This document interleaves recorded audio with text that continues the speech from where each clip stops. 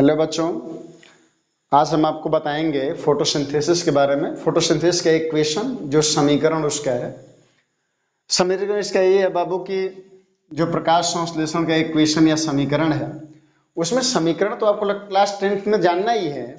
उसमें आपको एक एडवांस चीज ये भी जोड़ रहे हैं हम कि आप ये भी जान पाएंगे कि कौन से रिएक्टेंट से कौन सा प्रोडक्ट बनता है। तो इससे आपको ये आइडिया मिल जाएगा कि फोटोसिंथेसिस में कौन सा प्रोडक्ट किससे बन रहा है।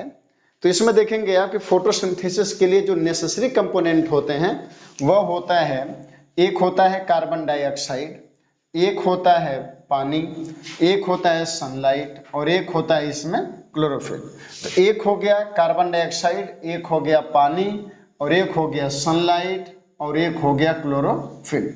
ये चारों मटेरियल बाबू जब मिलते हैं ना, तो ये मिल करके बनाते हैं ग्लूकोज। ये हो गया क्या? ग्लूकोज। ठीक है, ग्लूकोज बनाएंगे और प्लस साथ में क्या बनाएंगे?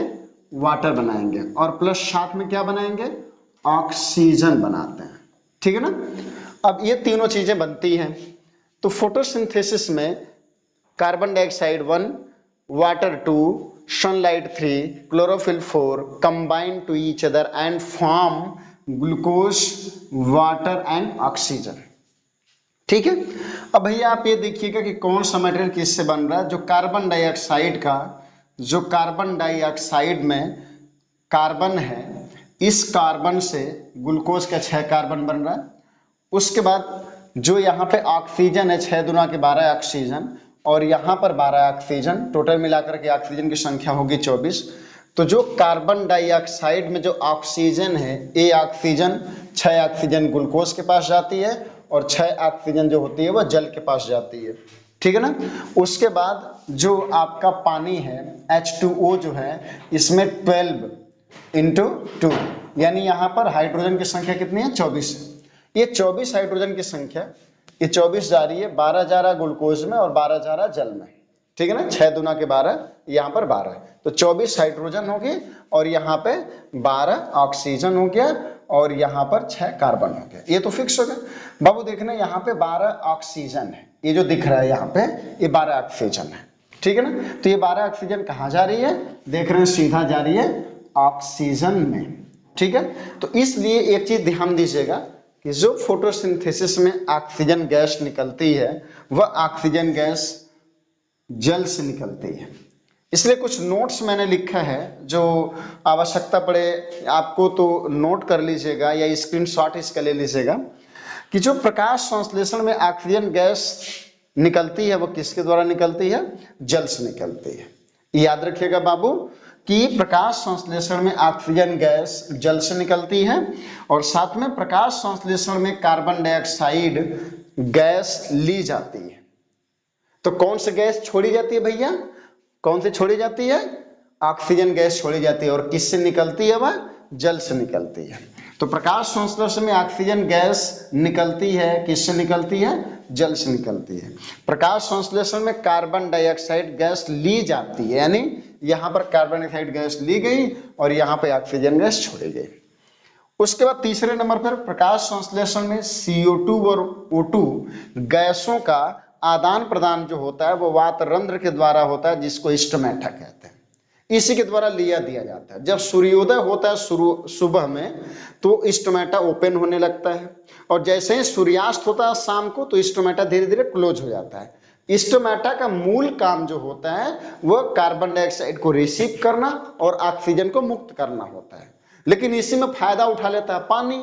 जब स्टोमेटा खुला रहता है तो जो वाटर होता है ट्रांसपायरेशन के थ्रू, वह वाटर भी उसी में से रिलीज होने लगता है। और जब शाम के टाइम स्टोमेटा क्लोज हो जाता है तो पानी निकलना बंद हो जाता है। ठीक है ना, वाष्पोत्सर्जन जिसको हिंदी में कहते हैं। इसके बाद भैया प्रकाश संश्लेषण क्लोरोप्लास्ट के अंदर होता है। जो क्लोरोप्लास्ट होता है पौधे में, जिस कारण से पौधे में प्लास्टिड 3 प्रकार का होता है, जिस कारण एक तरीका होता है कि फोटोसिंथेसिस में होती है क्लोरोप्लास्ट में, उसमें क्लोरोफिल पाई जाती है। तो उसके अंदर होता है, उसके अंदर एक स्ट्रोमा होता है और एक ग्रेनम होता है, यानी थैलेक्वाइड है। तो जो ग्रेनम होता है उसमें लाइट रिएक्शन होता है और जो स्ट्रोमा होता है उसमें डार्क रिएक्शन होता है। प्रकाश संश्लेषण में 4 पदार्थ प्रमुख होते हैं। भैया कौन कौन से पदार्थ हैं?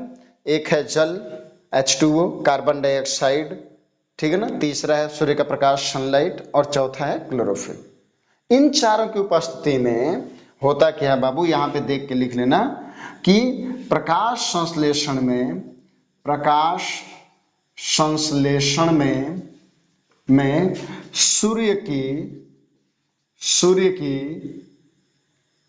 सूर्य की सौर ऊर्जा रासायनिक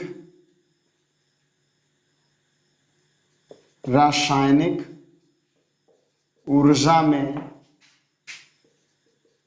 परिवर्तित होती है। नोट कर लेना बाबू कि प्रकाश संश्लेषण में जो सूर्य की सौर ऊर्जा होती है वह रासायनिक ऊर्जा में बदलती है। ये फोटोसिंथेसिस का मूल है और यही कार्य हम लोगों में नहीं होता है, इसलिए हम लोग क्या करते हैं कि इनके ऊपर निर्भर होते हैं।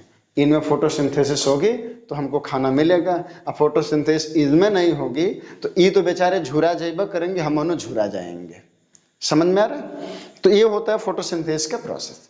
अब हम आपको बताना चाहते हैं कि ये फोटोसिंथेसिस की प्रक्रिया अगर समाप्त होगी, अगर आपको समझ में आया बाबू तो मैं हट जा रहा हूँ, इसका स्क्रीनशॉट ले लीजिए और उसके बाद इसको अपना नोट्स बना लीजिएगा, नोट्स में अच्छे से लिख लीजिएगा। अगर ना समझ में आए तो वीडियो को एक बार और रिव्यू करके देख लीजिएगा।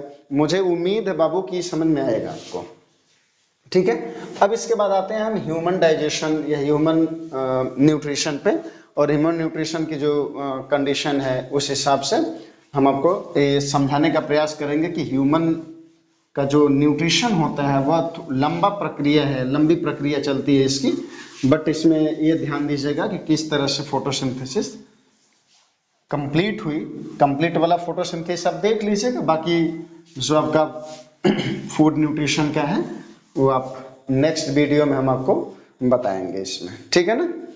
Thank you. आप अच्छे से जितने भी वीडियो आपको भेज रहे हैं बाबू, इसको अच्छे से आप नोट्स बनाते रहिए, अच्छे से पढ़ते रहिए, पूरा कंप्लीट कंटेंट मिलेगा। एक चीज़ आपको इसमें थोड़ा सा एडवांस मिलेगा कि जो आपका सिलेबस है जितना लिखा है उससे थोड़ा मैं आपको डीप बता रहा हूँ, और डीप बताने का फ़ायदा आपका होगा कि जैसे आप हायर एजुकेशन में आगे बढ़ते जाओगे, 10th के बाद 11th में आप जाएंगे, 11th के बाद आप 12th में जाएंगे, अगर आपका सपना नीट का है, आपका सपना मेडिकल लाइन में जाने का, आपका सपना आगे बढ़ने का है, तो बाबू इसके लिए ज़रूरी है कि आप घबराइएगा नहीं कि ये सर तो बहुत डीप पढ़ा रहे हैं, हमें बड़ी तकलीफ हो रही है। तो ऐसा कुछ नहीं है लाल, बहुत आसानी से सिंपल भाषा में आप समझते जाइए, देखते जाइए, नहीं समझ में आया पीछे करके फिर एक बार देख लीजिए।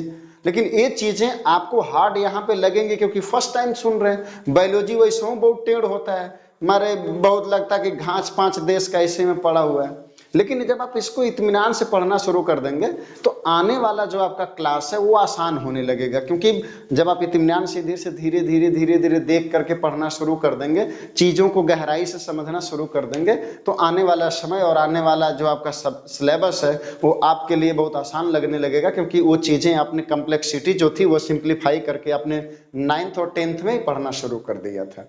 ठीक है बाबू, तो इससे घबराइएगा नहीं, वीडियो अच्छी है, आप इसको अच्छे से देखिएगा और इसे ज़्यादा से ज़्यादा लोगों में शेयर करिएगा, ज़्यादा लोगों को बताइएगा। अगर ये वीडियो पढ़ने में आपको अच्छा लग रहा है तो पढ़िएगा, अन्यथा कोई बहुत वो दिक्कत नहीं है कि नहीं आप जैसे घबराइएगा कि नहीं वीडियो हमें समझ में नहीं आ रही है।